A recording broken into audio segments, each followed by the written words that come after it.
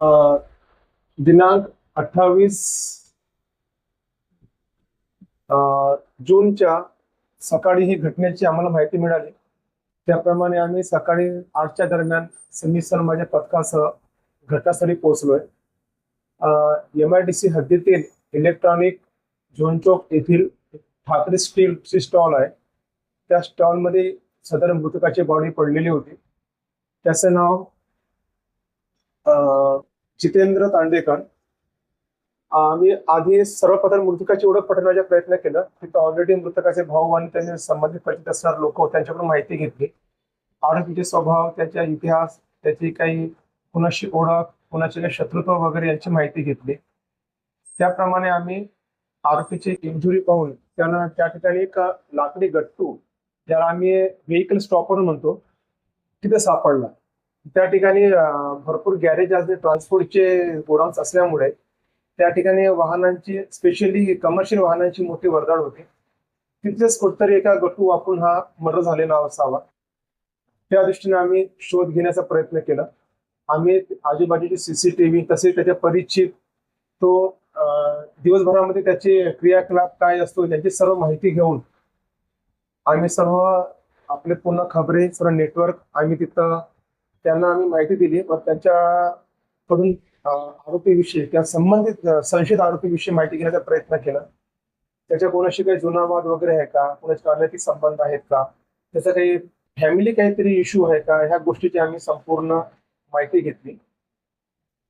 दिवसभर आमच्या हाती काही योग्य पुरावा लागला नाही, पण दुसऱ्या दिवशी आम्ही परत आम्ही माझे युनिटचे प्रत्येक व्यक्तीला एक टास्क दिला. त्याने प्रत्येकाला आम्ही एक एक अँगलने काम करायला सांगितलं. त्याबद्दल आम्हाला आमच्या वरिष्ठांनी, आमच्या डिटेक्शन सरांनी, क्राईम सरांनी आम्हाला सूचना दिलेल्या होत्या. आम्ही त्याप्रमाणे सर्व सीसीटीव्ही फुटेज, जेवढे कार असतील, एखादा हार्डवेअर दुकान असेल किंवा देशी भट्टी दुकान असेल, सर्व आम्ही खंगाळण्याचा प्रयत्न केला. त्या ठिकाणी एका ठिकाणी आम्हाला एक संशयित व्यक्ती सापडला आणि घटनास्थळी आढळलेला गट्टू आणि त्याच्या हाती असलेला गट्टू आम्हाला सारखा वाटायला लागला. आम्ही त्याची माहिती काढली. आम्हाला आमच्याच खबरीद्वारे त्याची माहिती मिळाली की हा व्यक्ती कोण असावा म्हणून. कारण रात्रीची वेळ आहे, रात्रीची फुटेज दिसत आहे सर्व. त्या अनुषंगाने आम्ही संबंधित व्यक्तीची माहिती घेतली. हा कोण आहे, कुठला काय आहे, सध्या कुठं काम करतो, त्याची माहिती घेऊन ज्या ठिकाणी तो काम करतो तिथून त्याला आम्ही ताब्यात घेतलंय. फुटेजमध्ये दिसत असलेल्या कपड्यावरील वर्णन, म्हणजे घटनेच्या दिवशी आणि नंतरच्या दिवशी सुद्धा आम्हाला तो सारखा वाटायला लागला. आम्ही त्याला ताब्यात घेऊन व्यवस्थित विचारपूस केली आणि त्यानं आपला गुन्हा कबूल केलाय. त्याच्या सांगण्याप्रमाणे की तो तिथंच त्या भागामध्ये MIDC मध्ये काम करतोय, जिथे मिळेल तिथे काम करतोय. त्याचे स्वतःच राहण्याचं घर तिथं आहे नाही. तो तिथे जिथं जागा त्याला झोपायला मिळेल तिथं तो झोपतो.